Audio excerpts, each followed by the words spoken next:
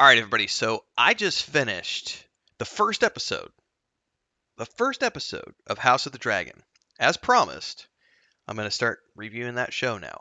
And with one episode under my belt, I can say that just only one episode of that show was superior to the entirety of the Rings of Power debacle. I'm going to let that sink in for a minute while I take a sip of coffee. One episode was better than the entire season of Rings of Power. Mind blowing.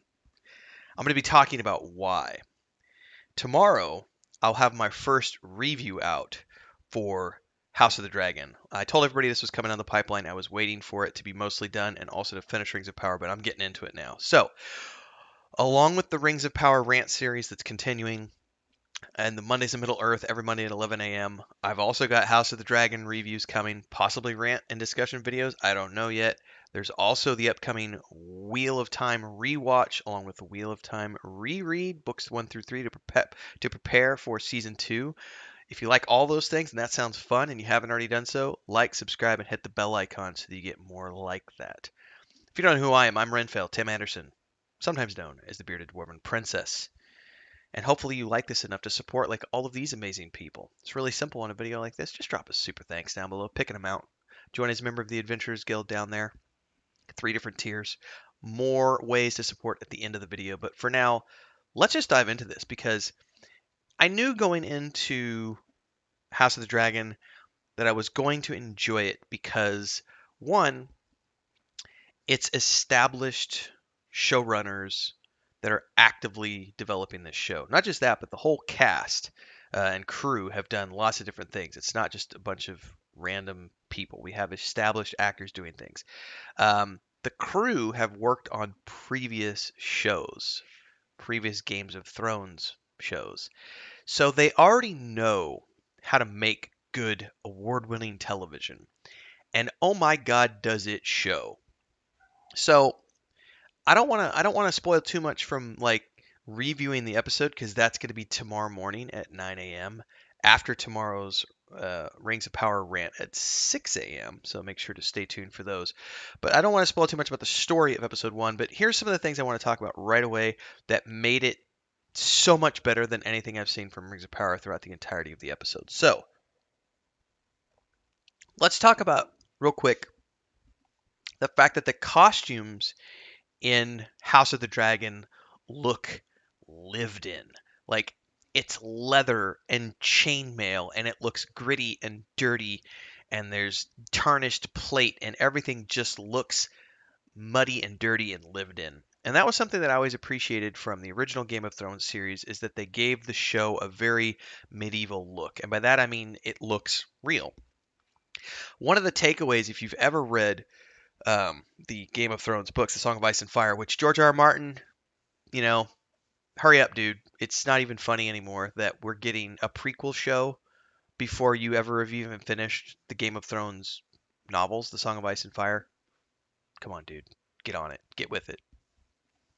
In any case, one of the things I always loved about those books when I was reading them for the first time was that I immediately was like, oh my God, these are like gritty, realistic novels.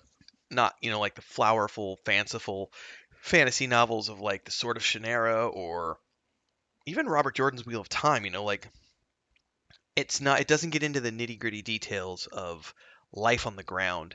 And George R. R. Martin's Song of Ice and Fire definitely did that from the novel's perspective, where it's just nasty, it's gritty, it's dark. Um, it's not a fun place to live unless you're a rich person, one of the nobles. And they portray that very well in the Game of Thrones show, and they've continued that in the House of the Dragon. The costumes are phenomenal. And not just the costumes, but like all of the armor, all the leather, like I said, everything looks lived in, as opposed to Rings of Power, everything is like the same. This is the same thing that happened in Wheel of Time. The Wheel of Time at I'm going to use the air quotes here, adaptation. Um, Everything was pristinely clean and nothing looked lived in Wheel of Time, especially like the opening shots of the two rivers And the town that they all grew up in, like it just looked like it was built yesterday. There's no mold anywhere. There's no nothing. It was just like pristinely clean.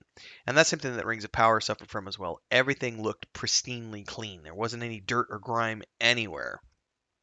So I love the costuming and I love the fact that the world looks lived in.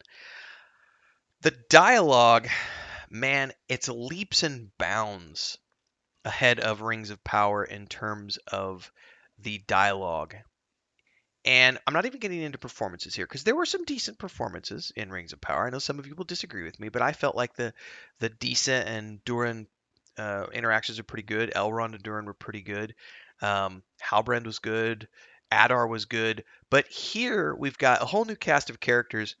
And while I'm in the first episodes, we got to learn who all these people are. The thing that immediately struck me was they are talking in a very realistic way, and I'm not being overloaded with one of the number one issues that Rings of Power had was where every character was making these grand speeches using verbiage that was specifically designed to make it sound like Tolkien.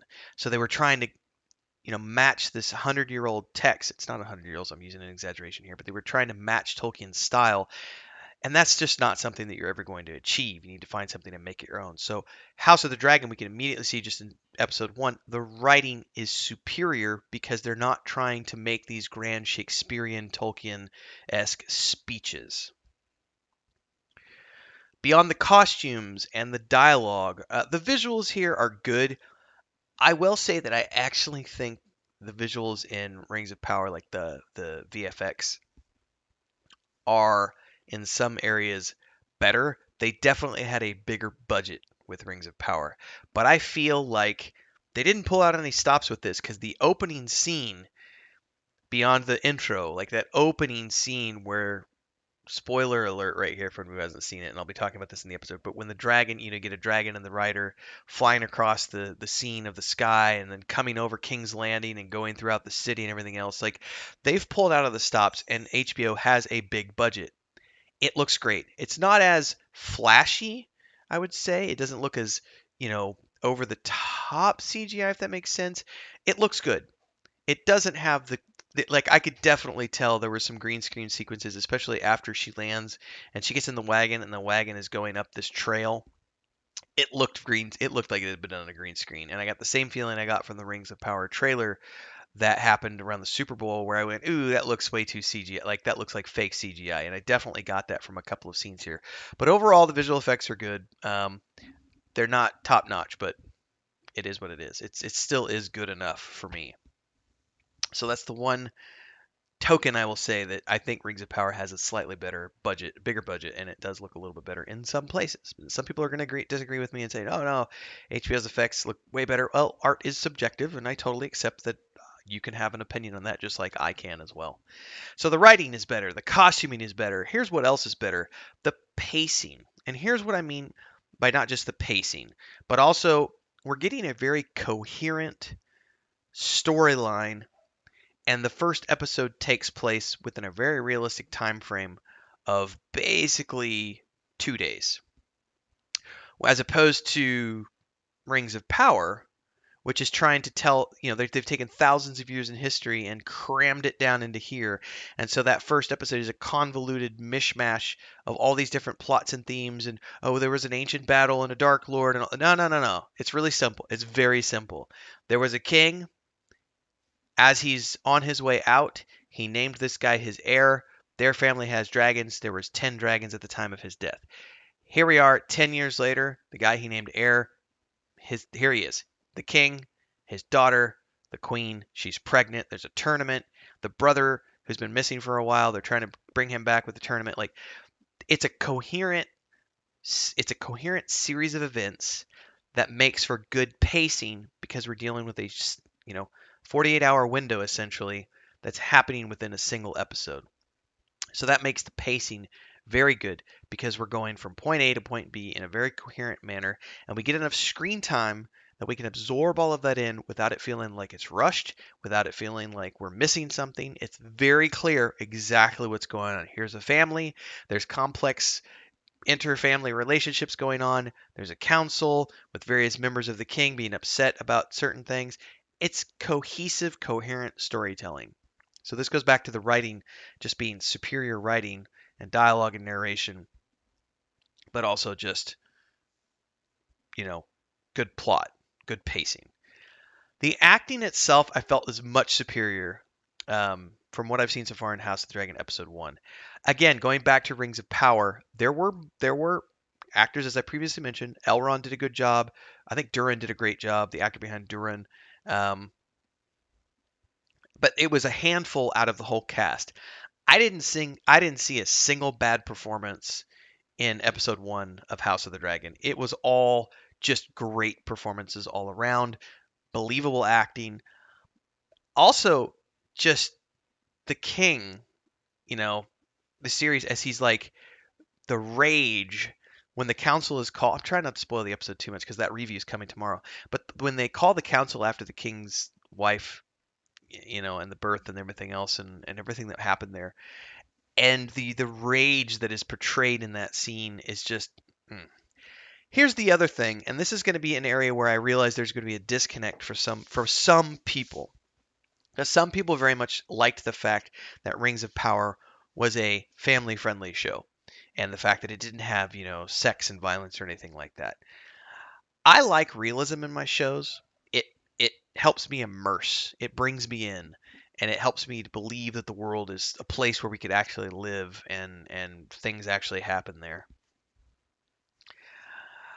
I full on was uncomfortable watching the birthing sequence and what happened in that sequence.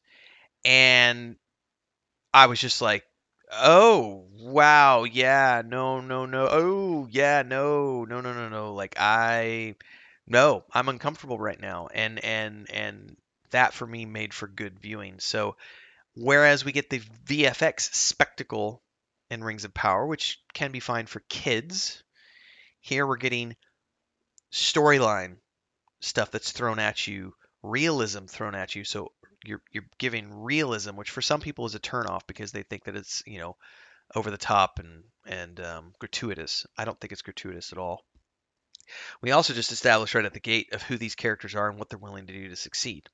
And when you realize that that's how cutthroat the world actually is, if you've ever lived, I'm 42 years old. I've lived a little bit. I know what the real world is like by this point. A 20-year-old doesn't. So a 20-year-old is easily captivated by pretty sparkles and visual effects. And those of us who are 40 and beyond, a lot of us look at it and go, yeah, this is the way the real world is. And so we really appreciate a show that comes along and shows us what it would be like in medieval times if there were even less rules and laws and policing of laws as there are today. Um, anyway, one episode in, and I feel like House of the Dragons has already surpassed the entirety of season one of Rings of Power. I just had to get that out there, everybody, because now that I'm starting to review the show, I'm just like, oh yeah, I'm in. I'm one episode in, and I'm already hooked. Like you didn't even have to get me with like 3 or 4 episodes. You got me with the first one, and I'm like, oh yeah, this is gonna be good. So tomorrow at 9 a.m. The review for that's going to be coming out tomorrow at 6 a.m. We have another Rings of Power rant video. We're going to be continuing those to stick around. I have Wheel of Time stuff coming. Never fear. Stay tuned for all those things. If you haven't already done so, like, subscribe, hit the bell icon to support like all these amazing people. Because the only way I get to stay on the air full time is with support. So thanks to those of you who are on a video like this. Do a super thanks. Pick an amount. There's pre-programmed stuff, but just pick whatever you want. Join as a member of the Adventurers Guild. There's 3 tiers of memberships. We do private videos for members, lots of cool stuff. I live stream a lot playing video games. When you're on a live stream, you can do super chats or stickers. Same thing on a Premiere. And of course, don't forget, I have a fantasy world that I've created with my wife and my brother where we do a point and click adventure game, a 5th edition tabletop setting, and a book series, all done through our Patreon page. So check that stuff out. And hopefully, I will see you in the review for House of the Dragon Episode 1 tomorrow and more Rings of Power rant stuff. Until then, happy reading and happy viewing, everybody.